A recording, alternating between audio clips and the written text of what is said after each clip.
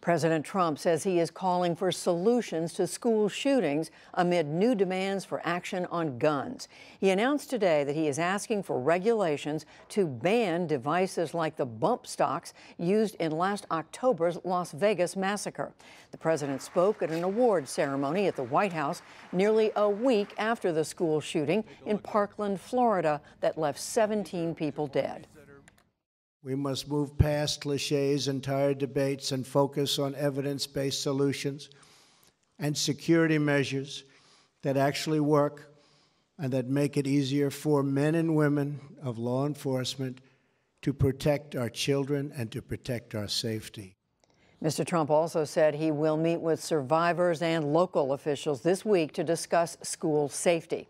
Meanwhile, some 100 Parkland High School students are making a 400-mile bus trip to the state capitol in Tallahassee.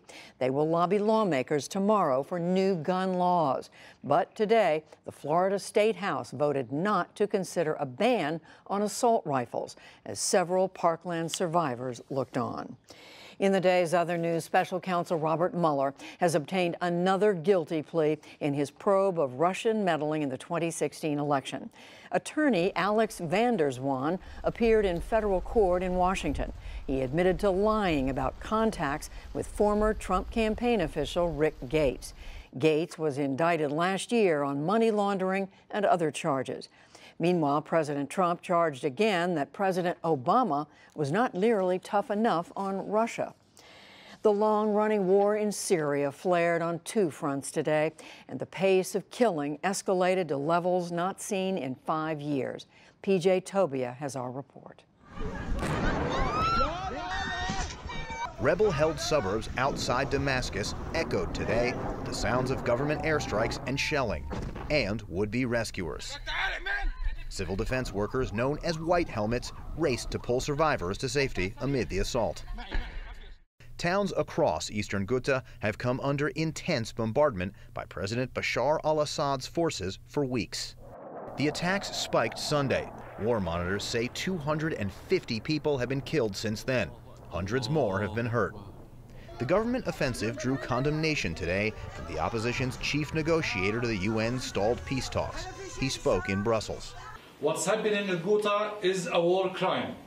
All international red lines have been crossed by the regime, but yet there is no accountability.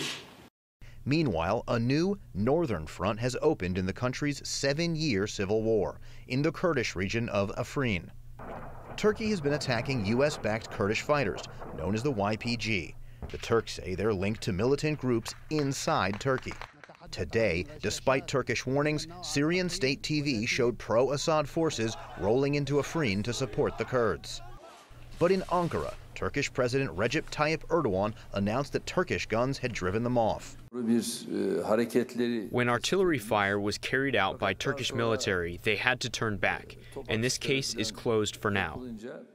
Erdogan also said he'd asked Russian President Vladimir Putin, an ally of Assad, to intervene. Instead, Russian Foreign Minister Sergei Lavrov said the situation can only be resolved through direct talks between Ankara and Damascus. American officials strongly oppose the Turkish offensive against the Kurds. The U.S. has been training and arming Kurdish militia fighters against the Islamic State group. U.S. troops are based about 70 miles east of Afrin, near Manbij, and the Turks have threatened to move in that direction. Secretary of State Rex Tillerson held intensive talks with Erdogan in Ankara last week in a bid to ease tensions. For the PBS NewsHour, I'm PJ Tobia. In Iran, more than 300 Sufi Muslims have been arrested after overnight clashes that killed 5 police officers. Police said they were attacked as Sufis rallied in Tehran, demanding the release of detainees. Sufi officials denied it. The Sufis emphasize mystical experiences over traditional Muslim practices. They have been persecuted by Iran's Shiite regime. Back in this country, the Department of Health and Human Services proposes to let insurers sell limited health plans that do not comply with Obamacare's mandates. They would offer lower cost coverage with fewer benefits for up to 12 months, and companies could deny people with pre-existing conditions or charge them higher premiums. The proposal is open for public comment for 60 days. An outside legal review is now public on NPR's ouster last year of Michael Oreskes as its top news executive for alleged sexual harassment. It finds that there were questions about his behavior even before he was hired and repeatedly during his tenure. And separately, Tavis Smiley is suing PBS for breach of contract after it stopped distributing his show for alleged sexual misconduct. PBS says the suit is, quote, meritless. The chancellor of the Washington, D.C. public schools is stepping down under fire after a little more than a year on the job. The Washington Post had reported that Antoine Wilson bypassed a lottery system so that his daughter could transfer to a top high school. The D.C. schools are already embroiled in a scandal for allegedly inflating graduation rates.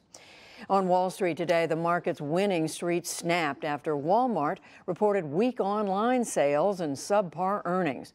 That sent the Dow Jones Industrial Average down 254 points to close at 24,964. The Nasdaq fell 5 points and the S&P 500 slipped 16. And at the Winter Olympics in South Korea, a big day for Canada.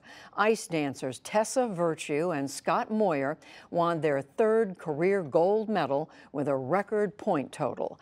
American siblings Maya and Alex Shibutani took home the bronze. And the U.S. men's hockey team beat Slovakia 5-1 to get into the quarterfinals.